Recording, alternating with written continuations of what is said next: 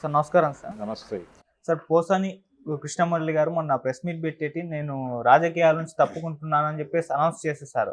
So ఇది భయంతో చేశారా? లేదా ఇంకే కారణాలతో చేశారా? అన్న ఒక చర్చ కూడా జరుగుతుంది. మనం అంతకుముందే చూసాం ఆలి గారు కూడా ఎలక్షన్ రిజల్ట్స్ తర్వాత రాజకీయాల నుంచి తప్పుకున్నారు. ఇప్పుడు ఆ వరుసలోనే కృష్ణమురళి గారు కూడా వచ్చేసారు. సో దీనికి గల కారణాలు ఏమై ఉంటాయి? మరి మీరే విధంగా చూస్తారు సార్ దీన్ని? కృష్ణమురళి భయపడ్డాడు అనేది వాస్తవం. ఓకే. ఎందుకు వాస్తవం అంటున్నారంటే ఆయన అంటే కుటుంబం నుంచి ప్రెజర్ ఉంది అంటే మీరు అరెస్ట్ అయిపోతే ఎలాగా అనే అనే అభిప్రాయం వాళ్ళ కుటుంబం నుంచి వచ్చి ఉండొచ్చు. ఓకే. అరెస్ట్ అయ్యే పరిస్థితి నువ్వే కొని తెచ్చుకున్నావు అని కూడా మాట్లాడి ఉండొచ్చు ఫ్యామిలీ మెంబర్స్. అంత మాత్రం చేత ఆయన ఏదో రాజకీయాలకు గుడ్ బై చెప్పేయాల్సిన అవసరం లేదు. వాళ్ళ ఫ్యామిలీ ఇంటర్నల్ గొడవలు ఏంటనేది మనకు అనవసరం.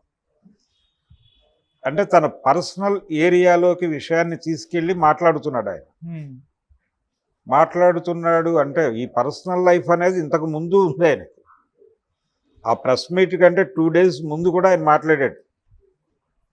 ఏది తన మీద వచ్చినటువంటి విమర్శలకు సంబంధించి ఆయన సీరియస్గా మాట్లాడాడు. కానీ 2 రోజుల్లో ఆయనకి అర్థమైంది సీన్. కేసులు అరెస్టులు అంటే విభిన్నమైనటువంటి ప్రాంతాల్లో కేసులు నమోదవుతున్నాయి. ఇప్పుడు రామ్ గోపాల్ వర్మ ఆలోచిస్తోంది కూడా అదే. ఒక 3-4 ఏరియాల్లో కేసులు బుక్ అవుతున్నాయి. వీటిని అడ్మిట్ అయితే రేపు కంటెస్ట్ అయితే 2-3 కోర్టులు అంటే జీవితం అంతా కోర్టుల చుట్టూ తిరగటంగా అయిపోతుంది అనేటువంటి ఒక భయాన్ని, టెక్నికల్ భయాన్ని కలిగించే ప్రయత్నం చేస్తున్నారు. వాళ్ళు 3rd degree ఉపయోగిస్తారో మరొకటో కాదు. ఈ కేసులు ఎంతకాలం నడుస్తాయో తెలియదు ఎవరికి. ఇవి ఎప్పుడు కేసులు క్లియర్ అయ్యి ఎప్పుడు తాము ఈ గొడవ నుంచి బయటపడతామో తెలియని పరిస్థితి. అందుకని ఈ రొంపిలో ఇరుక్కోవడం ఎందుకు అనే ఉద్దేశంతో ఆయన క్వాష్ పిటిషన్ వేసుకున్నాడు. ఈయన ఆ ప్రయత్నం కూడా చేయలే పోసాని కృష్ణమురళి. ఆయన లీగల్ ఫైట్ చేస్తున్నాడు రామ్ గోపాల్ వర్మ. అవును. వర్మ గారిని వీళ్ళతో కలపడం తప్పు. ఓకే.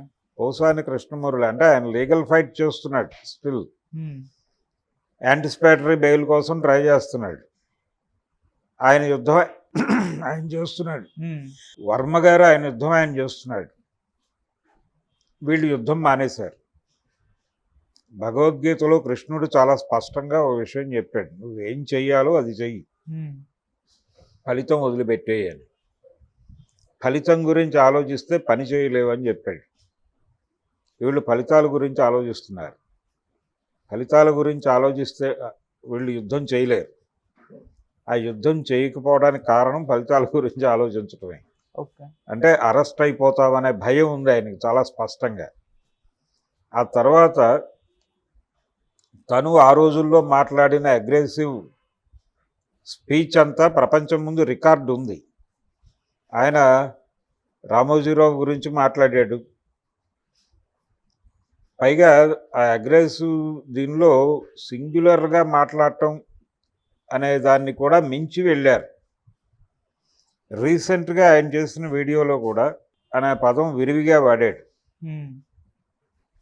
అలాగే జగన్మోహన్ గురించి ఆయన చేసిన వ్యాఖ్యలు, ఏబిఎన్ రాధాకృష్ణ గురించి ఆయన చేసిన వ్యాఖ్యలు, లోకేష్ గురించి చేసిన వ్యాఖ్యలు, చంద్రబాబు గురించి చేసిన వ్యాఖ్యలు, ఇవన్నీ కూడా రికార్డులు ఉన్నాయి ప్రపంచం ముందు. యూట్యూబ్లో స్టిల్ అలైవ్ ఆ వీడియోస్ అన్నీ. కాబట్టి కొత్తగా ఆయన పైగా ప్రజల్ని పోలిక తీసుకొచ్చుకుని తన్ని తాను డిఫెండ్ చేసుకునే ప్రయత్నం చేశాడు. అది చాలా దారుణం. అంటే ప్రజలు కూడా పార్టీ మార్చారు కదా. తెలుగుదేశం పార్టీకి ఓటేశారు 2014లో, తర్వాత ఎన్నికల్లో వైసీపీకి వేశారు, ఇప్పుడు మళ్ళీ టీడీపీకి వేశారు. అంటే ఒపీనియన్స్ మార్చుకోవటం అనేది ప్రజలు చేస్తున్నారు కదా, నేను చేస్తే తప్పేంటి అన్నాడు ఆయన.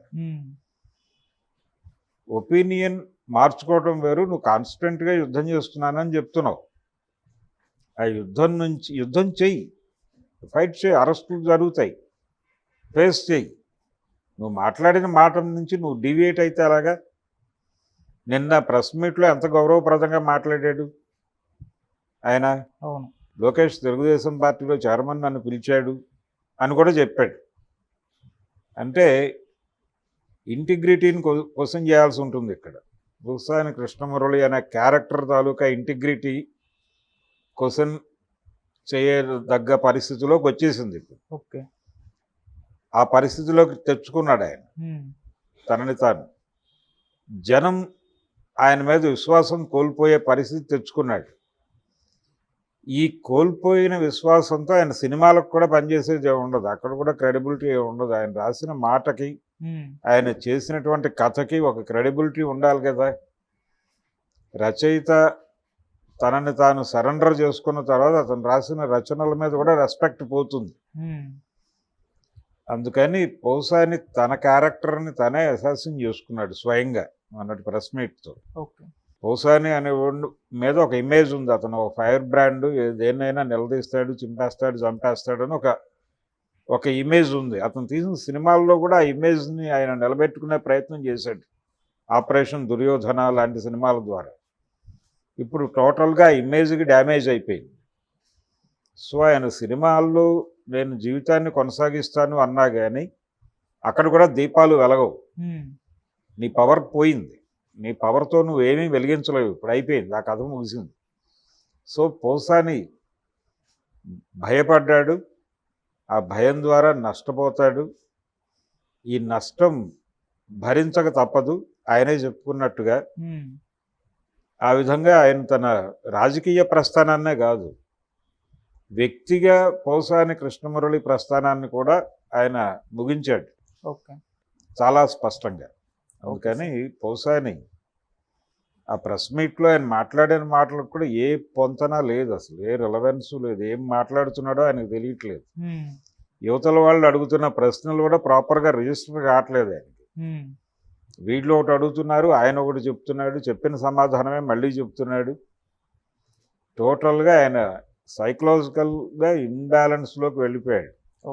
ఆయనకు అర్థం అవుతోంది, నేను ఆత్మహత్య సదృశ్యమైనటువంటి ఒక నిర్ణయం తీసుకున్నాను అనేది ఆయనకి అర్థమవుతోంది.